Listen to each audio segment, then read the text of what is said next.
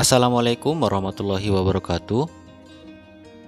Di video kali ini kita akan belajar menelaah struktur dan bahasa cerita fantasi. Memahami teks cerita fantasi diperlukan kegiatan menelaah struktur dan kaidah kebahasaannya. Struktur merupakan bagian-bagian yang menjadi ciri khas suatu teks, sedangkan kaidah bahasa berkaitan dengan penggunaan tata bahasa dalam sebuah teks. Menelaah struktur cerita fantasi. Struktur teks merupakan bagian-bagian pembangun teks secara keseluruhan. Struktur teks cerita fantasi terdiri atas orientasi, komplikasi, resolusi, dan koda. Mari kita bahas satu persatu struktur teks yang terdapat dalam teks cerita fantasi. Yang pertama yaitu orientasi. Orientasi adalah awal dari sebuah cerita yang biasanya berisi pengenalan latar dan tokoh. Pada bagian ini, pembaca dapat menemukan orang yang menjadi tokoh dalam teks, serta waktu terjadinya suatu cerita dalam teks tersebut. Struktur yang kedua adalah komplikasi. Komplikasi adalah saat terjadinya sebuah masalah yang dihadapi oleh tokoh utama dalam cerita, hingga masalah itu memuncak. Dalam tahap komplikasi, terjadi hubungan sebab akibat yang dapat menimbulkan konflik. Struktur yang ketiga, resolusi.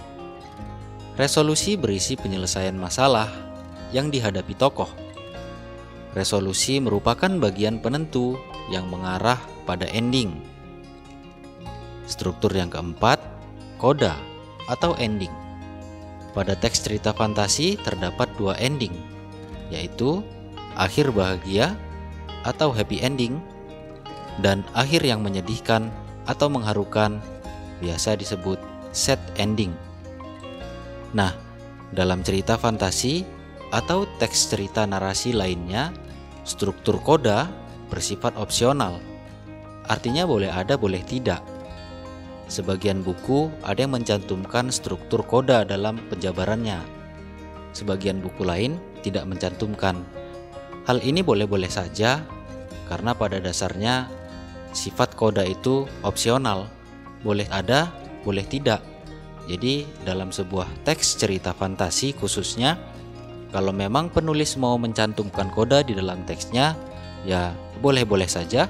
Kalaupun tidak, penulis mau menyerahkan akhir cerita itu kepada pembaca, boleh-boleh saja.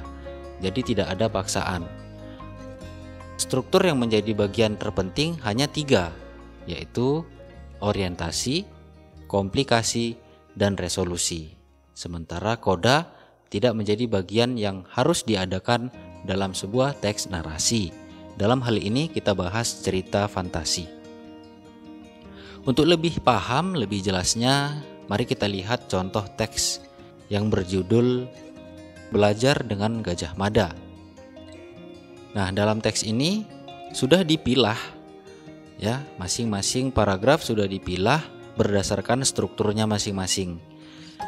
Nah, pada paragraf pertama merupakan struktur orientasi, karena di dalam teks ini berisi mengenai pengenalan peristiwa, yaitu 3 sekawan yang bernama Ardi, Handi, dan Dani sedang melakukan tugas pengamatan untuk karya ilmiah remaja di Candi Trowulan.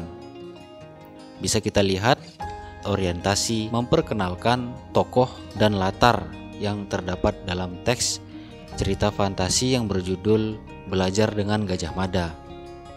Sementara itu pada bagian komplikasi, yaitu bagian yang mulai timbul masalah, pada cerita ini terlihat ketika cerita mulai meningkat ketegangannya, yaitu 3 sekawan tersebut jatuh ke sebuah lubang dan tiba-tiba bertemu dengan Gajah Mada. Nah, di sini merupakan munculnya masalah yang ada di dalam teks tersebut, hingga masalah itu memuncak.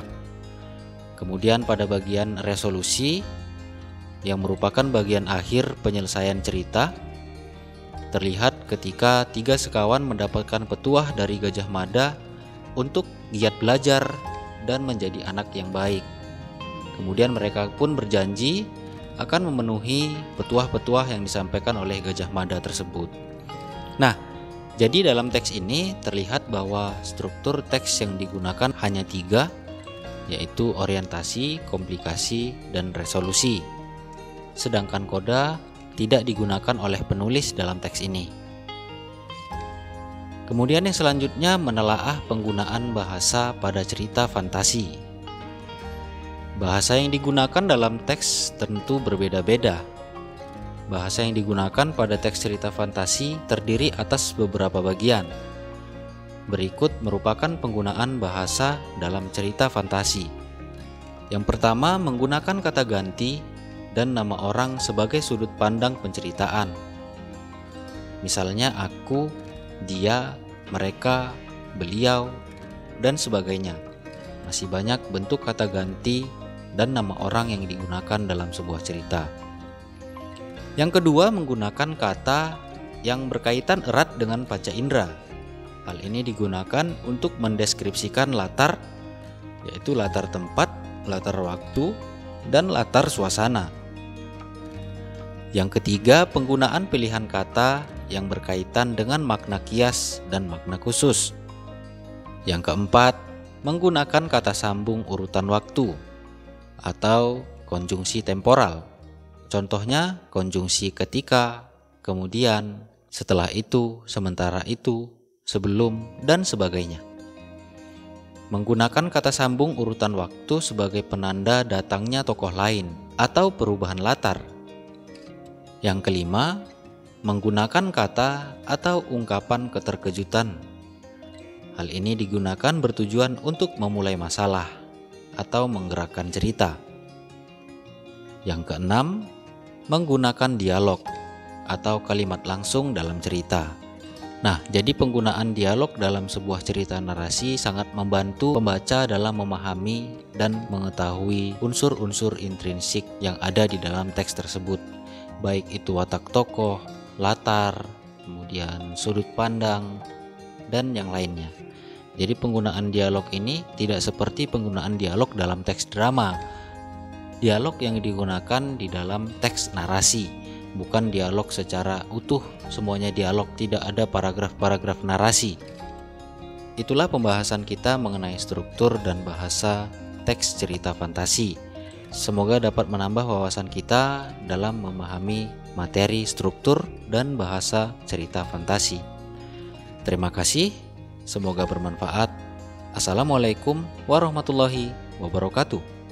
Sampai jumpa.